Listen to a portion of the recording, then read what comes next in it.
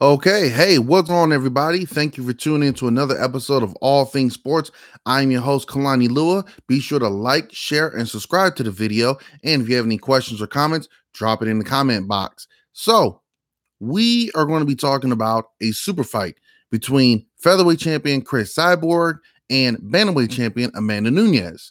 Now, these two are the baddest women walking the planet. Okay, they are just dominant in their divisions, putting a whooping on anyone they step across, and it's almost inevitable that they were going to meet each other sooner rather than later. But according to reports, later might actually have to come first. And the reason for that, well, we'll get to that in just a moment. Now, to give this fight some context, Cris Cyborg, who's 21-1, 17 KOs, has not lost a fight since her first MMA fight back in 2005. 13 years of dominance. Last time she lost any type of competition was back in 2014 when she took on a Muay Thai fight, and she took on the baddest Muay Thai fighter at the time, a woman who was undefeated. And Cyborg, though she lost, she brought the fight to her. I mean, so she lost, and she got dropped in that fight, but she held her own for the most part. And given some more training, who knows how the second match might be? Who knows?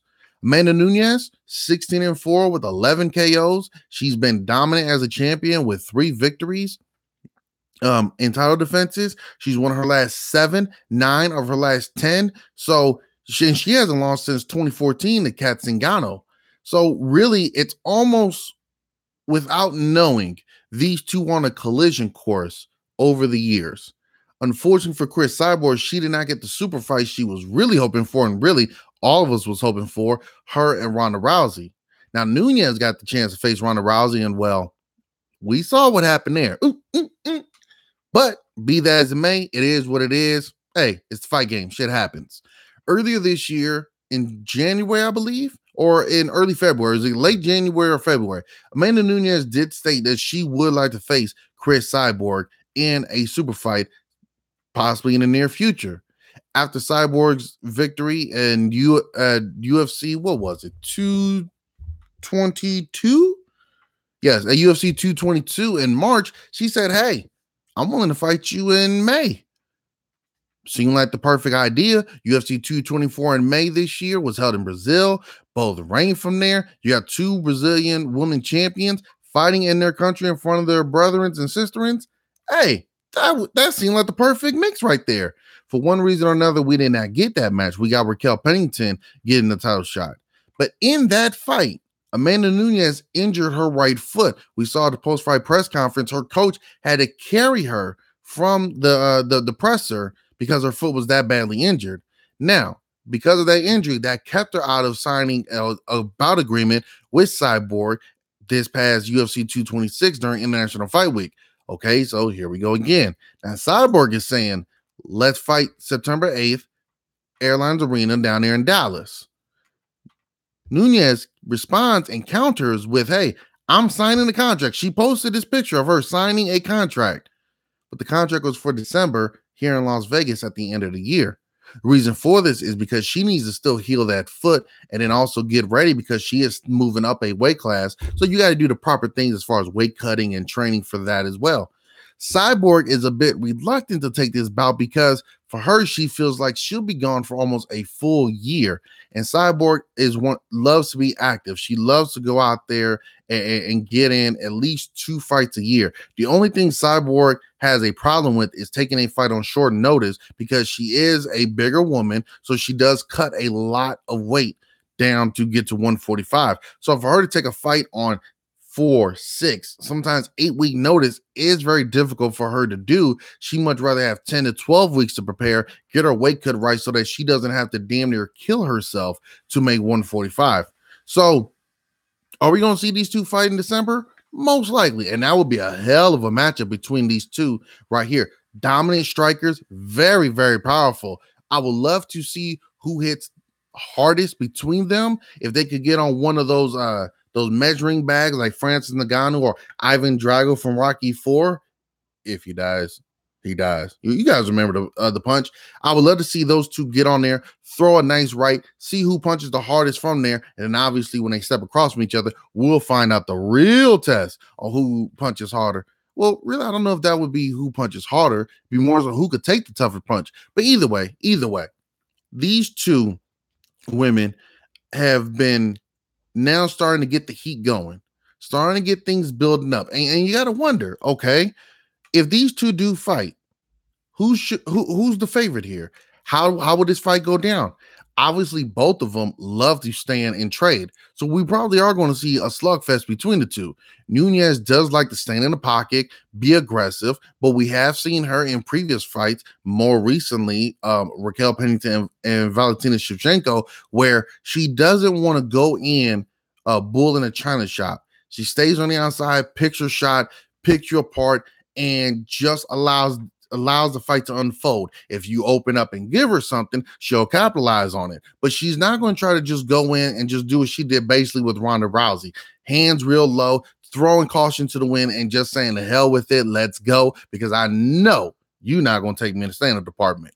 Whereas Cris Cyborg, we know what she likes to do. She's going to come forward. She's going to pressure you. She's going to press you. And she's going to challenge you inside the pocket. She's very good at countering. And she is one of the most dominant fighters, male or women. When she smells blood, it is piranhas. It is piranha 3D. She is all over it. And Nunes is very similar, despite her last two outings being a little bit more conservative.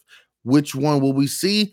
Probably a little bit of both from Nunes. I think at times she will want to be conservative just to kind of gauge the distance, see what Cyborg is going to present to her, see where she can find some openings. But I think once they start throwing and they land a couple shots each, I think we'll see both fighters really open up and really kind of just go at it in spurts. Maybe a lot for long periods. Would love it if we got the female version of Forrest Griffin, Stephan Bonner 1. But that right there is one of those fights you may never see again in your lifetime. So Cyborg, she showed against, like in her fight against Holly Holm, that she can be cautious. She can be a bit conservative, pick her shots, and just know when to conserve her energy and not just go full bull on, Tasmanian devil like. So this is going to be very, very interesting to see what game plan both fighters want to enforce here, which will is going to give. Is going to be Amanda? Is she going to be able to figure out the puzzle that is Cris Cyborg? Is Cyborg going to be able to continue her dominance? Now, Cyborg has said that if she fights in December, this might be her last fight in the UFC. She has 2 fights left on her contract, so I'm not really sure how she thinks this is going to be her last one, but she's like, hey, they're not really building up the featherweight division. They signed one true featherweight fighter in Megan Anderson, but everyone else does not want to face me. All these fighters who apparently want to fight at 145, but nobody wants to face me. Jermaine Durandamy was technically the initial featherweight champion when she beat Holly Holm last year. But when asked, hey, are you going to defend the title against the true 145 champion, Cris Cyborg? Oh, my hand hurt and, I don't really know. Hey, what about a rematch with Holly Holm? Hey, I'm all for it. Cyborg, and not so much. And now she's back down at 135. Holly Holm, who gave Cyborg her toughest fight in her entire career, she's focused on trying to recapture the 135-pound belt. Kat Zingano, who has talked about fighting Cyborg at 145 with her recent victory, she's like, hey, I'm the last person to beat Amanda Nunes, so I should be right there in title contention. So all these options for Cyborg, not really a whole lot of takers. So she's saying, hey, look, I probably want to leave so that I could do a McGregor-Mayweather style match where I go to boxing and I take on a top female boxer. And the top female boxer in the world right now is Celicia Brokus. I do apologize if I'm butchering her last name, but I mean, this is a Norwegian fighter, undefeated. I believe she's 33-0 with 12 KOs. Man, oh man, she is a top female fighter. She has a fight coming up later this year where she's defending the belt. She is the undisputed welterweight champion, or is it the middleweight champion? But she's the undisputed champion, the first woman to hold all 4 belts within the division simultaneously, and only the 4th fighter, male or female, to do it to hold all belts, joining Bernard Hopkins, Jermaine Taylor, and Terrence Crawford. So that just shows you how much of a badass she is. And she's even said she wouldn't mind fighting Cris Cyborg either. So that could be something Cyborg is really looking to for 2019, hence why she wants to get these fights out of the way now. So what do you guys think? Tell me. Amanda Nunes, Cris Cyborg. 1, will it happen? And 2, how do you guys see it playing out? Who do you favor in this one? Of course, once the fight is agreed and it's actually set, we'll talk about it more, get into more of the breakdown. But this is a very intriguing matchup. I believe it's the biggest female fight that the UFC is ever going to have. 2 of the baddest women to ever step in the octagon.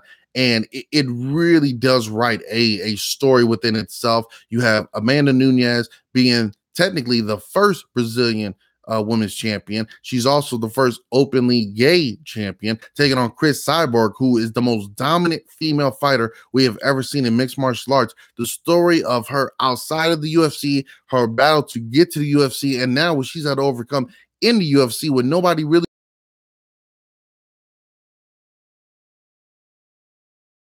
when these 2 lock horns inside the cage. Again, thank you guys for tuning in. If you guys go ahead, like, share, and subscribe. Got any questions or comments, drop it there in the comment box. Until next time, everyone, take care. Have a good one. Peace.